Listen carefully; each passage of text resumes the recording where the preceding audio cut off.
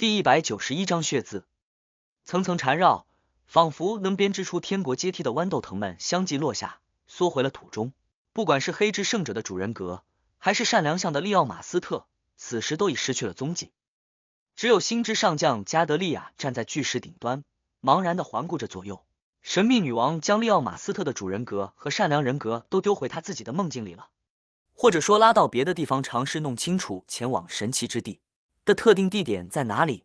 这两个人格似乎不能分开啦，入不同的梦境，否则神秘女王早就可以单独与善良像的利奥马斯特面谈，以帮助他战胜恶魔为条件换取相应的情报，没必要弄得这么麻烦。当然，真要抹掉黑之圣者的主人格，也许得在现实世界进入那片危险的遗迹，哪怕神秘女王也不敢轻易尝试，因为那很可能出现一个为所欲为、喜欢伤害的邪恶女王。克莱恩若有所思的再次回头望向黑色修道院大门附近的建筑，只见洁净明亮的落地窗后，那道属于贝尔纳代的身影同样已不见。克莱恩并没有尝试去寻找对方的下落，了解神秘女王是否从善良像的利奥马斯特那里获得了更多的情报，因为他记得格尔曼斯帕罗这个身份的核心人设，愚者先生的眷者。而星之上将很清楚，愚者先生的塔罗聚会里，太阳就来自神奇之地的白银城。要说愚者先生不清楚怎么进入神奇之地，那显然是无法让人相信的。所以，身为眷者的格尔曼斯帕罗必然缺乏深入探究的动力。很多事情真是成也人设，败也人设，这就是无面人的缺陷啊！克莱恩收回视线，重新眺望向对面山峰的巨人王庭投影，只见那里凝缩的黄昏正慢慢返回天边。这面山峰上，巨石依旧屹立，星之上将加德利亚缓缓地又坐了下去，抱住了双膝。正午与黑夜又交替了3次，实际时间却刚过了外界的一个白昼。未来号绕过危险的遗迹和废墟，躲开了暗藏于安全航道不同位置的隐患，终于返回至这片海域的入口附近。克莱恩等人再次看见了最早那个被海水淹没了大半的废墟，看见了堆叠成峰的灰色石块和石柱，看见了顶端的高大穹顶。之前在这里，他们有听见巨大而明显的喘息声，无血者更是痛苦地指出，废墟里埋着具尸体，而那尸体很可能就是喘息声的来源。此时，这蕴藏着极大危险的废墟带给未来号众人的却不再是惊惧，而是喜悦，因为看到它就意味着即将脱离这片荒诞可怕的海洋。有条船，妮娜不知什么时候已爬上了高高的眺望台，望着那片废墟，大声说道：“船！”克莱恩绕过挡在前面的安德森·胡德，靠近船舷，凝神看去。果然，堆叠成峰的石块和石柱侧后方停着一艘普通的3桅帆船，因为有障碍物遮挡，不是居高临下或仔细观察，未来号上的众人很难发现它。这帆船漂浮于那里，甲板上一个水手都没有，安静的让人莫名恐惧，像是被这个废墟一下吃掉了。安德森凑了过来，摇头叹息，在这片海域，不是本身有一定了解的遗迹或废墟，千万不能靠近，连命运天使的壁画都敢勾勒的人，没资格说这句话。你们寻宝团自诩经验丰富，结果还不是只剩下你一个。克莱恩没有侧头腹诽了2句，这时星之上将加德利亚也来到了甲板上，眺望向废墟旁边的帆船。整个过程里，他没有瞧格尔曼斯帕罗一眼，仿佛对方并不存在。短暂的静默之后，加德利亚抬手摘下了架于鼻梁的沉重眼镜，眸子内的身子缓慢流淌，似乎勾勒出了一个又一个复杂的符号。那艘无人的帆船上空突然出现了一双眼睛虚幻的半透明的深紫色眼睛，这双眼睛缓慢移动，绕了甲板一圈，然后进入了船舱。这非凡能力很有用啊！说起来，根据神秘女王和星之上将表现出来的手段看，窥秘人的非凡能力很有种童话色彩。神秘女王难道还能把别人变成青蛙？还有，窥秘人的窥秘是不是就体现在这方面，体现在眼睛上？星之上将的眼睛是有点古怪，以后得注意下。克莱恩暗自揣测，等待加德利亚的远程探索有所收获。过了一阵，加德利亚眼中的身子终于暗淡了下去，他揉了揉眉心，重新戴上眼镜，对安德森·胡德、弗兰克里道：“里面是有点问题。”说话间，他从古典巫师袍的暗袋里掏出了一把彩色的粉末，猛地往外丢出。这些粉末洋洋洒洒落地，自行构成了一幅栩栩如生的彩色画卷。画卷的背景是类船长室的地方，书桌上有照片，墙上有肖像画，勾勒的都是同一个人，一位肩膀宽厚、头发淡黄、蓝眼深陷的福萨克人。克莱恩先是觉得眼熟，旋即想起了在哪里见过对方。他身处拿斯时，一位冒险家被不死之王的二副吉尔西艾斯追赶，跑进了洛达尔酒吧，寻求冒险家互助会成员的帮忙。那一刻，站起来提供庇佑的强者里面，就有这么一位身高超过2米的福萨克壮汉。他给克莱恩的感觉是实力不弱，大概已经有序列6。他的船怎么会突然进入这片海域，而且莽撞地探索起危险的废墟？克莱恩疑惑之中，更加仔细地审视起甲板上的超自然画卷。这一次，他看见地板上有一滩血，血的旁边有几个福萨克语单词。不老泉，这单词的最后，血迹一下拐走变长，并连接着一道通往门口的明显拖痕。克莱恩脑海内似乎已能还原当时的场景，那位序列6的福萨克壮汉遭遇莫名袭击，身受重伤倒地，努力的想书写下自己一切遭遇的源泉。结果刚开了个头，就不知被什么东西提着双腿或脑袋，硬生生拖走了。考虑到血色单词未被抹掉，克莱恩怀疑拖走冒险家的不是活生生的人，应该是废墟里那具尸体。他有些牙疼的想到，不老泉，他们是来这里寻找不老泉的。安德森·胡德颇为兴奋的开口道。很显然，他们并没有找到弗兰克里很是失望的摇头。他对不老泉同样充满向往，认为这泉水能让自己的各种实验发生质变。不老泉，当时追杀年轻冒险家的是屠杀者吉尔西艾斯，他是不死之王的二副，传闻不死之王曾经喝过不老泉的泉水。吉尔西艾斯还来警告过我，警告过戈尔曼斯帕罗，说不要插手年轻冒险家的事情，说这是不死之王的意志。克莱恩根据种种信息，勉强拼凑出了一个真相。年轻冒险家从不死之王某个亲信那里得到或窃取了不老泉的秘密，于是惨遭追杀。后来在冒险家互助会几位准强者庇佑下，勉强摆脱了屠杀者吉尔西艾斯。在之后，他们一方面是为了躲避不死之王，一方面是寻找不老泉，最终选择进入这片海域冒险。谁知在这片废墟旁团灭了，难道不老泉就在这废墟深处？克莱恩再次望向堆叠成峰的灰色石块和石柱，隐约有了个猜测。因为暂时难以验证想法，也不清楚废墟里埋着的那具尸体生前究竟是谁，他没有探索和冒险的冲动，理智收回了视线。回头可以问一问威尔昂塞汀或者魔镜阿罗德斯。也许所谓的不老泉是那具尸体因腐烂产生的脓液。克莱恩以最坏的恶意揣测着。此时听到安德森和弗兰克对话的心智上将加德利亚想了想道，如果是因寻找不老泉遇危险身亡，我不认为肖像画和照片的主人会有足够的动力在死前给后来者留下正确的信息，毕竟能找到这里的大概率不是他的家人。有道理啊，换作是我，寻宝途中遇到怪物，即将死亡，也不会想着给后面的人留下提示。克莱恩微不可见的摇了摇头，一时想不到别的缘由。加德利亚看了眼满脸期待的安德森和弗兰克道，成功的冒险往往源于详尽的情报和足够的准备，而这些现在都不具备。他嗓音忽然变大，回荡于船只每个角落。继续航行，离开这片海域。是，船长。眺望台上的妮娜咕噜喝了口酒。几分钟后，违背常理的下落与飞起再次发生，但有了准备的未来号众人不再像刚来时那样狼狈，轻松简单就度过了跳崖又被抛飞般的刺激场景。很快，未来号落到了蔚蓝的海面上，远处是遮蔽天空的巨大风暴。就在不远的地方，又有艘船静静悬浮，它长近200米，前后高高翘起，宛若弯月。看着那描绘着黑色墓碑的风帆，克莱恩脑海内一下闪过了相应的名词：告死号，不死之王阿加里图的旗舰。这一刻，克莱恩心里涌现的不是惊恐和畏惧，而是兴奋和激动。神秘女王就在船上，而且这次无需隐藏。他加上我，心之上将安德森·胡德和未来号众人，完全有机会团灭不死之王的船队。蠕动的饥饿的食物找到了，傀儡的人选找到了。就在这时，告死号突然转向，以前所未有的速度远离了这边。跑了。克莱恩一时有些呆滞。很快，告死号就消失在了他的视线里。第192章离船。这跑得也太快了吧！我就刚有个想法。克莱恩望着，波浪起伏的海面短暂竟无法回神，念头闪烁间，他隐约有了个猜测。不死之王阿加里图的二父屠杀者吉尔西艾斯疑似恶魔，甚至欲望使徒，拥有提前察觉危险、锁定危险来源的非凡能力。那么，不死之王本身会不会就是恶魔途径的序列4拜神？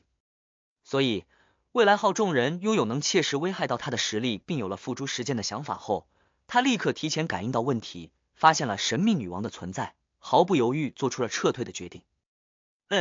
这说明神秘女王刚才也有了出手的冲动，否则单凭我的意念，只会让不死之王冷笑2声，疯狂反扑。恶魔途径的这种非凡能力真是太好用了。要想挖坑埋不死之王，或者他的大父、二父、三父们，简直不太可能。克莱恩一阵感慨，侧头望向了站在旁边的安德森·胡德。这位最强猎人的表情还残留着明显的扭曲，似乎既绝望于自己的霉运还没有减弱，又诧异于告死号就这样夹着尾巴逃了，给人一种剧本拿错了的感觉。他眼眸微转，有所猜测的左右看了2眼，似乎联想到了什么。可惜啊，安德森这家伙的厄运还不够强力，否则就能牺牲他一个，成功钓上不死之王了。呵呵，这不就是挑衅者的正确用法吗？克莱恩转身进入走廊，回到了自己的房间。他刚推开木门，就看见一道熟悉的背影立于窗户前，身材比例极好，穿着打扮略显古怪，正是神秘女王贝尔纳代。女士，你父亲难道没有教导过你，不要随便进别人的房间，尤其陌生男人的房间？作为一名出身高贵、家教良好的淑女，你应该在门口等候，并诚恳地询问我是否能够进来。大帝啊，你就没回忆起什么教育方面的书籍？克莱恩无声吐槽了几句，并随手关上了房门。不等他开口，神秘女王贝尔纳代就背对着他说话了。之前的事情印证了我一个想法。什么想法？克莱恩压制住好奇，表情淡漠地反问道。贝尔纳代没有转头，看着窗外的海平面道：阿加里图的不老泉传说是一个骗局，如果真有不老泉，只会是不老魔女的主材料之一，或者从他们的尸体上诞生，所以任何身为男性却号称自己喝过不老泉的，都是在撒谎。他没解释不老魔女是什么，似乎确信格尔曼斯帕罗肯定知道，或者说即使他不了解，事后也有地方打听。不老泉、不老魔女是挺对应的，所以之前废墟旁边那艘帆船上的血字是想告诉世人不老泉是个骗局。不死之王阿加里图一次又一次放出不老泉的消息，诱骗冒险家和海盗们进入危险海域，自我葬送生命或趁机进行屠杀。强烈的恶魔风格，难怪屠杀者吉尔西艾斯要警告我，让我不要插手。克莱恩想了几秒，故意用琢磨的口吻道：骗局。神秘女王贝尔纳代点了点头，嗓音柔和的说道：也可能是消化序列4魔药的行为。他顿了顿，似乎做了次无声的叹息，然后才开口道：因为他所在途径的序列4叫魔鬼。听起来很狡诈啊。放宝藏骗局害人的行为完美符合魔鬼的风格。克莱恩一下恍然。这时神秘女王转过了身体，细个黑纱后透出的目光望向了格尔曼斯帕罗的眼睛。轮到我提供情报了。克莱恩斟酌了2秒。据有限的日记分析，罗塞尔大帝晚年遭遇了极其严重的困境，这逼得他产生了尝试疯狂行为的想法。在这方面他非常坦然，因为他目前得到的日记确实没揭露罗塞尔大帝晚年究竟想做什么，遭遇了什么样的困境，做了哪些疯狂的行为，所以他提供这个情报也是在暗示贝尔纳代想弄清楚真相。那就把罗塞尔大帝关键时期的日记拿给星之上将加德利亚。神秘女王贝尔纳代沉默了几秒，没有说话。高空阴云移动，外面阳光照入，这位纵横五海的女王忽然像一堆肥皂泡般分离了，破碎了，消失了。泡沫反射的光芒分出不同的颜色，在房间内营造出了一种童话式的梦幻场景。如果没有隐匿贤者，窥秘人途径真的挺有意思的。克莱恩一边感慨，一边用左手拇指掐了2下食指的第一个关节。他开启了灵体之线带来的隐秘视觉，未发现房间内有多余的黑色细线。这说明神秘女王贝尔纳代确实已经离开了。呼，克莱恩无声吐了口气，快速关闭掉了这种视觉。他正想躺床上休息一会，忽然听见轻盈的脚步声靠近，咚咚咚，他的房门被人敲响。谁？克莱恩翻身坐起，我星之上将加德利亚的嗓音传了进来。克莱恩有些疑惑的靠拢过去，打开了房门。他没开口问有什么事情，淡漠的看着对方，目光说明了一切。加德利亚推了推鼻梁上的沉重眼镜道：从那片海域出来不会回到之前进入的地方，这里距离托斯卡特岛不到100海里，去拿斯大概要3天，你希望返回哪里？进去或出来不在一个地方。克莱恩略感愕然，确认时问道：那从这里可以进入那片海域吗？不行，会直接落入截断海洋的那道看不见底部的缝隙。根据占卜结果显示，这么做的人都真正死了。加德利亚简单解释了2句。这样啊，克莱恩想了想道，去托斯卡特岛他之所以不选择拿斯，是因为距离召集下一次塔罗聚会已经很近，他并不想在未来号上做这件需要耗费不少时间的事情。而且托斯卡特岛是鲁温王国最东面的殖民地，通用货币是便士、苏勒合金镑。克莱恩无需再考虑兑换的问题。好，加德利亚没有意见。目送他转过身走向船长室，克莱恩幅度很小的摇了摇头，在心里感叹道：你要是早点过来，就能遇上神秘女王了。晚间，未来号抵达了托斯卡特岛的港口，强行停靠于码头。克莱恩做鲁温绅士打扮，提着皮质行李箱走到了甲板上，将分别放于2侧衣兜的尾款拿出，递给了星之上将加德利亚。扣除掉格斗家非凡特性那700磅，这一共是1300磅。而这么一来，克莱恩现金财富只剩下8436磅加5金币。加德利亚沉默接过，张了张嘴，似乎想说点什么，但最终还是没有开口。你在这里下，还是去别的地方？他转而看向安德森·胡德，想到格尔曼斯帕罗即将离开，想到这是艘海盗船，想到自己狩猎过不少海盗，安德森立刻堆起了笑容。就这里，你可以支付船资了。加德利亚并没有因为安德森连换洗衣服都是从海盗们那里借来的就放过他。好的，安德森没有掩饰心疼的表情，伸手扯下了衬衣中段的一颗普通纽扣，他不舍得递了过去道：这是我在那片海域仅剩的收获，来源于一位鲁温军方探索者的尸体。我不清楚他原本的名字，只能根据展现出的能力和对应序列6的名称叫他。法官。他的负面效果不是特别强，就是让佩戴者容易得罪人或怪物，也许一不小心就被哪位半神盯上了，这还叫不是特别强。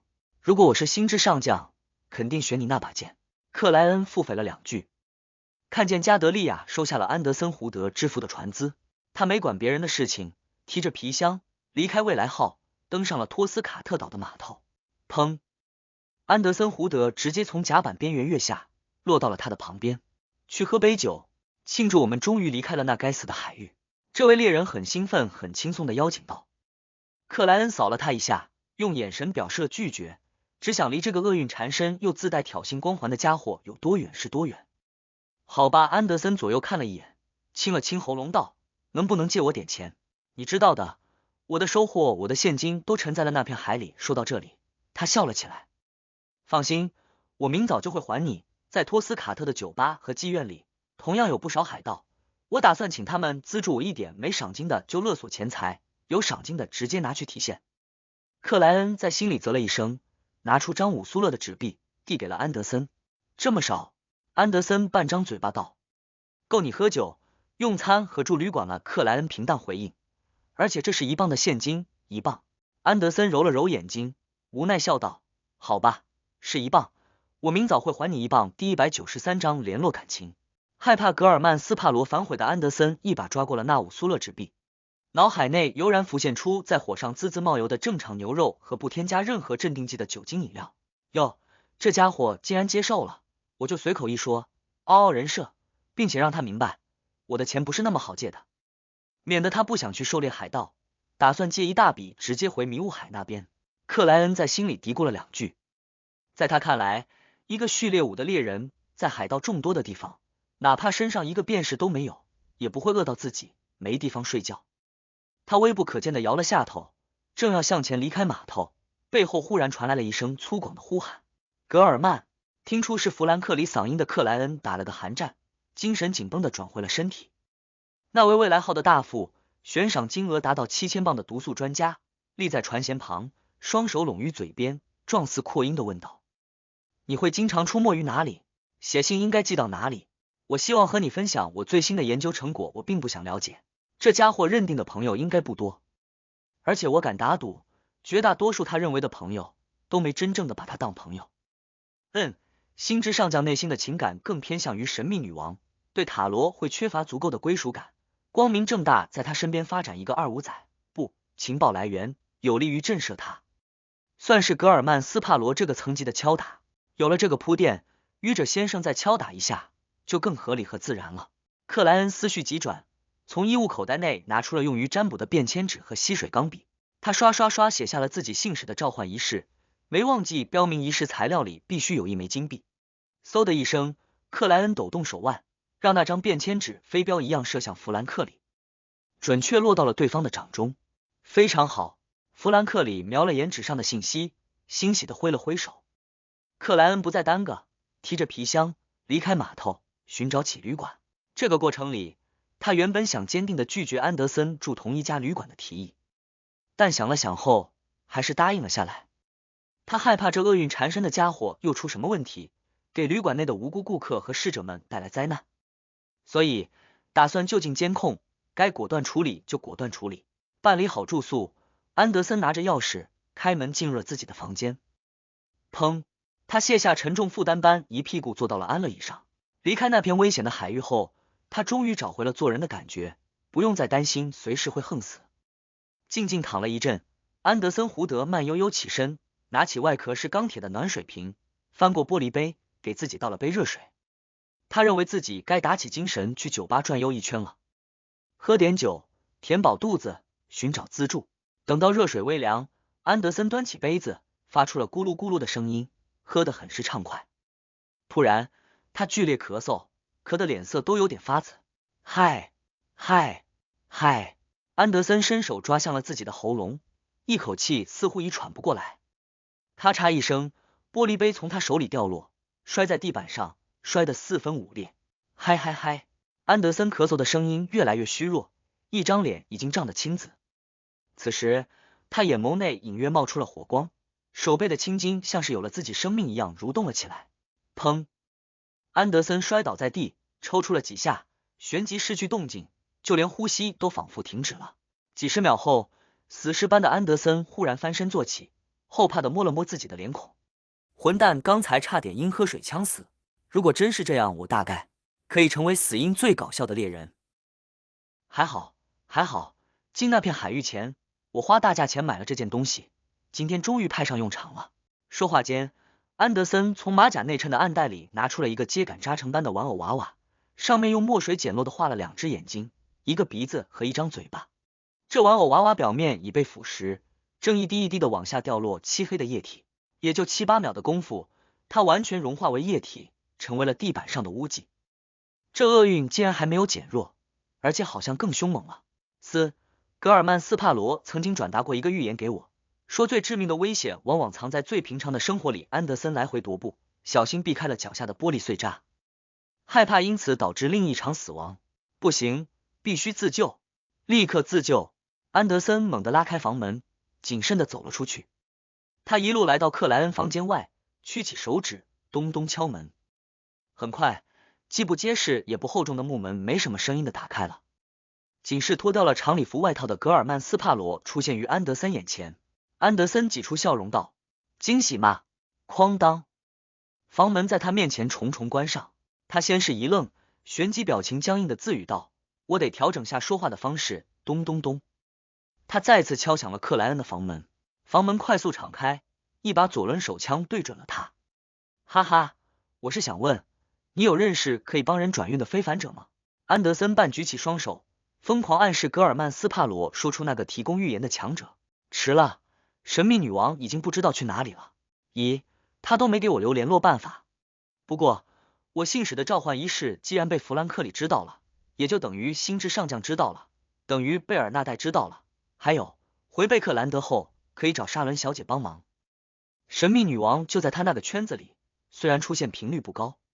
克莱恩怜悯地看了安德森·胡德一眼，他是不太喜欢这最强猎人，总在心里编排对方，展现各种恶意，毕竟那颗锈顶丢失，对方要负一半的责任，但他也就仅限于想想，完全没有付诸实践的意图。真要遇到对方求助，同样不会直接拒绝。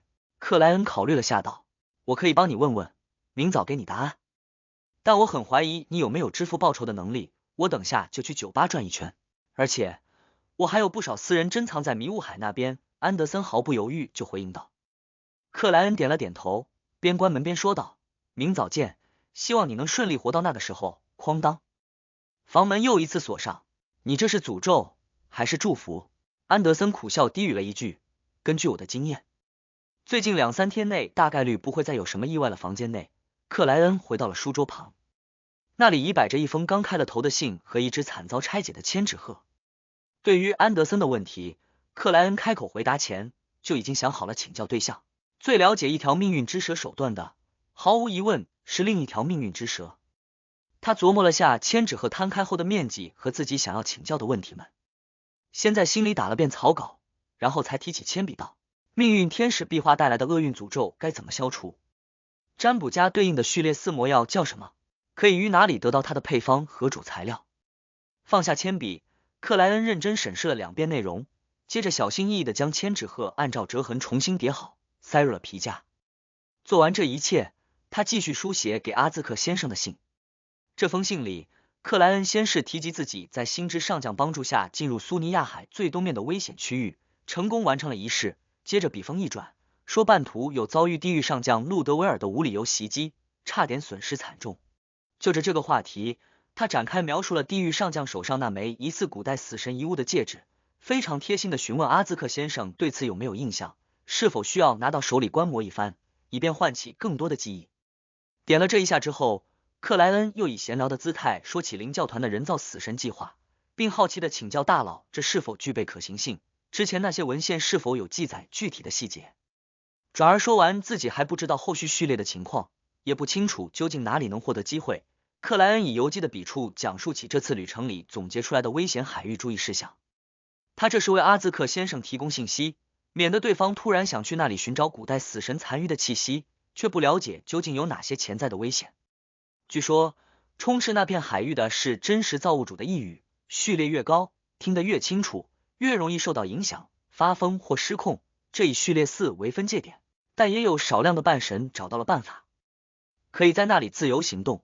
克莱恩在信的末尾如是写道。折好纸张，他拿起阿兹克铜哨，召唤出了巨大的白骨信使。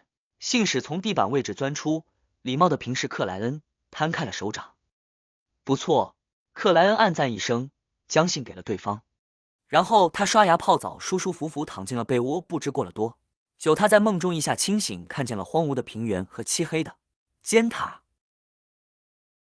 熟忍地来到尖塔深处，克莱恩在洒落的塔罗牌们中间发现了威尔昂塞汀的回复。友情提醒，那只纸鹤快破了，壁画带来的厄运诅咒找瑞乔德就可以解决。占卜家的高序列配方只能找疯掉的查拉图，或者去霍纳奇斯山脉。如果你是黑夜的眷者，就当我没说。占卜家对应的序列4叫鬼法师。第194章三方交易。鬼法师。克莱恩豁然从梦中醒来，睁眼看见了浓郁的夜色，还没到正午，还很危险。他嘀咕了一句，就要重新入睡。这时他终于记起自己已离开那片危险的海域，天黑之后不睡觉也不至于彻底失踪，消失不见。呼，还是这种安稳的环境好啊。不得不说，天黑以后如果不睡觉就会神秘消失的事情可以拿来吓唬小孩子，让他们不敢晚睡。嘿，小时候我就经常被这么吓。克莱恩翻身坐起，走到书桌旁边，给自己倒了杯水。他平静了一阵，咕噜喝了口水，逐渐找回了思考的能力。查拉图真的疯了啊！他究竟遭遇了什么，或者出了什么问题？鬼法师。序列4叫鬼法师。占卜家途径的重点在鬼术、狡诈、恶作剧、奇异这些单词上面，或者直接概括为诡异。小丑、魔术师、无面人和密偶大师确实都给我这样的感觉。占卜家看起来例外，但在别人眼里，神棍风格在某些时候也挺诡异恐怖的。所以查拉图才说命运不是这条途径的主要领域。还有，可以明显看出这条途径的非凡者将更偏施法者。按照威尔昂塞汀的说法，得到鬼法师魔药配方的办法只有3个。一是找密修会，找疯掉的查拉图；二是去霍纳奇斯山脉主峰寻觅安提戈努斯家族遗留的宝藏；三是在教会内部获取，比如那本安提戈努斯家族笔记或许就记录有相应的配方。可这三条途径一个比一个危险。根据罗塞尔大帝的描述，查拉图很久以前就是序列2的奇迹师，真正的天使，后来有可能还晋升了序列1，和天使之王们持平或者稍差一点。疯掉的他虽然失去了理智，但大概率更难对付，至少没有了说服、欺诈的可能性。仅凭纯粹的实力，我就算请了阿兹克先生他们帮忙，也不会是查拉图的对手。呵呵，除非等威尔昂塞汀出生，但他若是掺和进这种事情，又有不小的可能引来命运天使乌洛留斯的注意。至于霍纳奇斯山脉主峰的那个宝藏，回荡的呓语，安提戈努斯家族的布置和掩埋于历史深处的夜之国传闻，都让我感觉事情不是那么简单，怀疑这可能是个陷阱。雨神教会就更不用考虑了，先不想有天使坐镇，藏着一堆灵级封印物的圣堂，仅是安提戈努斯家族笔记所在的贝克兰德教区，也有个可怕的半神。克莱恩忍不住回想起了当初像铅笔画一样被擦掉的 A 先生，而制造了这一切的很可能就是黑夜女神教会的某位高层，一位眼眸缺乏灵性的秀美女子。她还对我笑了笑，也不知道是什么意思。克莱恩无奈摇头，觉得目前最切实可行的办法只有一个，那就是找到密修会某位还算正常的半神。比起疯掉的查拉图，这至少可以交流，甚至可以对付，仅凭克莱恩自己肯定不行。但他可以请阿兹克先生帮忙，能付出一定代价请神秘女王贝尔纳代出手，只能先这样考虑。克莱恩迅速将思绪转到了怎么帮安德森胡德解除厄运诅咒上。这都2个多月过去了，那位命运议员瑞乔德也不知道有没有离开奥拉维岛。他一直没召唤我的信使，告诉我符合要求的神奇物品的线索。不过这问题不大，敲钟人卡诺肯定没有离开自己的岗位，可以通过他联络瑞乔德议员。这样也好，生命学派始终未完成要求，等于没有支付尾款，就让他们帮安德森转运来抵扣，然后我再从那家伙身上索取报酬。安德森那把短剑不就是吗？根据收割者表现出来的特点，他本人死去后形成的物品也算。嘿，我也不是什么贪婪的魔鬼，肯定会额外支付一笔安家费的。克莱恩收敛住促狭打趣的想法，从皮夹里翻出那张纸鹤，拆了开来，小心翼翼地擦拭起上面的铅笔字迹。真的快破了，最多再来2次。他失落地低语了一句，然后折好千纸鹤，走回被窝继续睡觉。至于用无线电收报机联络魔镜阿罗德斯的事情，他打算离开东面这片海盗乐园后再说。天亮之后，克莱恩懒洋洋起床，慢悠悠洗漱，觉得这才是人生该有的模样。咚咚咚，敲门声打断了他的感慨。无需危险预感，灵性直觉告诉克莱恩，来者是安德森胡德。不愧是最强猎人，真顺利活到了现在。克莱恩啧了一声，控制好表情，拉开了房门。安德森戴了顶不知哪里弄来的猎鹿帽，笑嘻嘻递出了一枚鲁恩金币。昨天的欠款。克莱恩接过金币，随手掂量了一下道：你的问题有答案了。安德森眼睛一亮道：有什么办法解决？你不会告诉我答案就是没有办法解决吧？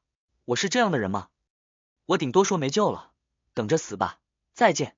克莱恩腹诽2句，淡漠扫了对方一眼道：有一位擅长转运的半神就居住在奥拉维岛，他欠我一个要求。非常好。安德森没有掩饰自己的喜悦，所以我该付出什么样的代价？很识相嘛。克莱恩故意沉默了2秒才道：我需要一件有强大攻击力的神奇物品，你有线索吗？如果价值超过了转运一事，我会支付差价的。安德森眉头一点点皱起，又缓慢展开，露出笑容道：有这么一件神奇物品符合你的要求，它拥有致命攻击类的非凡能力，负面效果也不强，就是能吃能睡，运气不太好，容易引来怪物和敌人，偶尔会比较爱说话，有点烦人，哈哈，开个玩笑。坦白的讲，我的死亡短牙就是你需要的神奇物品，可这也是我仅剩的武器了。相应的线索我有一条，是一把较为特殊的左轮手枪，它发射出去的子弹拥有弱点攻击、致命攻击以及屠杀的效果，并且能和不同特性的子弹配合。负面影响是每次使用后，你将获得一个原本不存在的弱点，比如怕光、怕船、怕狗等等等等。而这样的弱点将维持6个小时。单纯只是放在身上的话，负面影响几乎没有，也就是让你容易口渴，这属于可以忍耐的范畴。如果不是这把左轮的特点和我的能力已经拥有的神奇物品重复，我当时肯定会买下来，卖家的要价只有9000镑。这样，总体报酬是1500镑加这把左轮的线索，怎么样？听起来很合适，而且符合我的战斗习惯。克莱恩没直接答应下来，反问了一句：1500镑？哈哈，我昨天找了10几位海盗，他们都很善良，要么把自己的钱包贡献给了我，要么把自己的特性和脑袋借给了我，仅仅一晚，我就收获了1600镑。我真是太喜欢这片海盗的乐园了。安德森笑容满面的说道，我得留100镑买船票回迷雾海，所以只能支付1500镑，一晚上赚了1600镑。托斯卡特的海盗不仅多，而且很值钱，或者很有钱。克莱恩忽然想在这个港口城市多住几晚，可想到容易提现或寻找的目标大概率已经被安德森处理，接下来再做类似的事情肯定不会那么轻松。他又一阵沮丧，冷漠问道，在海盗的乐园做这种事情，你不怕被报复吗？有什么好担心的？即使他们是海盗将军的属下，我也不害怕，呵呵。我相信你也一样，如果是4王的人，问题也不大。我们即将离开，而消息的传递需要时间，到时候我都不知道换了多少艘船，多少个身份了。安德森满不在乎的说道。你为什么又要诅咒自己？克莱恩暗含怜悯的扫了他一眼。成交，哈哈，这是300镑，剩下1200镑再等等，等赏金和特性钱下来，放心，今天肯定下来。金额都不大，安德森掏出一叠厚厚的夹杂着不少苏勒的钞票，递给了克莱恩。顾及人设的克莱恩只大致清点了一下，就将钞票塞入了皮夹和衣兜等地方，不含感情的说道，去买2张明天到奥拉维的票。他没有特意叮嘱安德森改变形象去买，因为他相信对面是位成熟的猎人，经验肯定丰富。如果经验不丰富，实力不强，以他的做派，早就不知被沉到哪片海里了。克莱恩忍不住在心里吐槽了一句。好的，安德森指了指地板，一起下去用早餐吗？我请。克莱恩点了点头，没有拒绝。下到1楼，两人走向了靠窗的一张桌子，途中遇上侍者端着白釉瓷杯和茶匙经过。双方刚有交错的时候，侍者的目光突然恍惚，一把拿起茶匙，以毫无前兆的动作插向了安德森的喉管。安德森虽然意外，但反应一点也不慢，当即后仰身体，避开了这雷霆一击。砰！不远处的旅馆老板忽地开枪，射向了安德森躲闪中的身体。我在做什么？枪响之后，老板一脸惊惧和茫然的低语出声。第195章猛虎落地式。枪响的同时，安德森整个身体突然垮了下去，以一种别扭的方式强行躲过了子弹。而不明白情况的克莱恩已侧跃至另外一边，边开启零式，边拔出了左轮手枪。这个瞬间，他的第一反应就是安德森这家伙昨晚狩猎的太过分，引来报复了，只想开口喊一声我不认识他，和我无关。就在这个时候，安德森胡德身边那张餐桌处，一位穿衬衣挽袖口的壮汉丢弃刀叉，猛地从椅子下方抽出了一把子弹早已上膛的双管猎枪，对准地面，以居高临下的姿态扣动了扳机。他这番动作和旅馆老板的射击几乎没有时间差，只是因为步骤较多，慢了一拍。砰！霰弹飞出，无数细小的颗粒将地面射成了蜂窝状。安德森虽然及时翻滚，规避了大半，但依旧被扫中了一些，侧面顿时变得血肉模糊。克莱恩正要射杀拿双管猎枪的壮汉，帮助安德森胡德摆脱危险，却发现对方和旅馆老板一样，表情或得茫然，充满惊讶和恐惧，有种终于酒醒的感觉。不对，他们不是真正的袭击者。克莱恩理智停住了试图扣动扳机的手指，目光快速扫了餐厅一圈，见林氏没有发现，他左手拇指当即掐了食指第一关节2下，开启了对灵体支线的观察。这个时候，餐厅内的女士和先生们已因枪击案惊慌失措的站起，向着出口涌去。路过翻滚的安德森旁边时，一位容貌不错、衣着典雅的小姐突然顿住，打开了手里紧紧攥着的深色玻璃瓶，将里面的液体泼向了那最强猎人。被液体沾染的地方表面迅速变黑，遭遇了强烈的腐蚀。安德森捂着脸，抢先弹起，避过了这一次袭击。紧接着，文静可爱的女士拿着报纸的先生、穿红马甲的侍者和手上沾着糖果的5岁小孩，同时用各自的办法向安德森·胡德发起了攻击。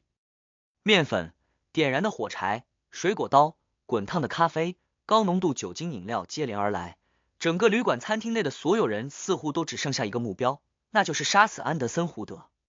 这样没有非凡能力参与却异常危险的处境里，已陷入包围难以摆脱的安德森连翻带滚，时而跃起，时而踢飞桌子，时而提前引燃物品，勉强避开了要害，没有遭受严重创伤。而此时，克莱恩也发现了一个异常的地方。餐厅角落被装饰性柜子遮挡住的座位处，明明蔓延出了细密虚幻的黑色灵体之线，却没有任何动静传出。这在被混乱和惊恐充斥的大厅内，显得相当反常。一手策划了这路人谋杀案的真正袭击者就坐在那里。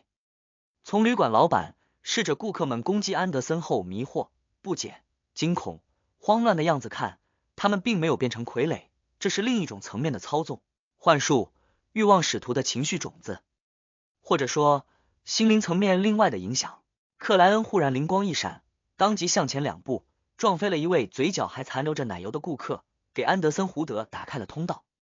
这位最强猎人立刻就从这个方向滚出了包围圈，跟随克莱恩蹭跑回旅馆2楼，背靠着阶梯拐角处的墙壁，大口喘起了气。我的挑衅能力已经到这种程度了吗？哪怕不认识的普通市民也想打死我并付诸了行动。说话间，安德森扯动了右肋的伤势，差点惨叫出声。不，真实情况是，厄运缠身的人就不要去做狩猎海盗这种事情了。克莱恩刚才之所以放弃靠拢目标，用灵体之线尝试控制的计划，是因为他想到了一个可能：路人们似乎是被种下了暗示，或遭遇了心灵层面的操纵，才会秩序分明的突然袭击安德森。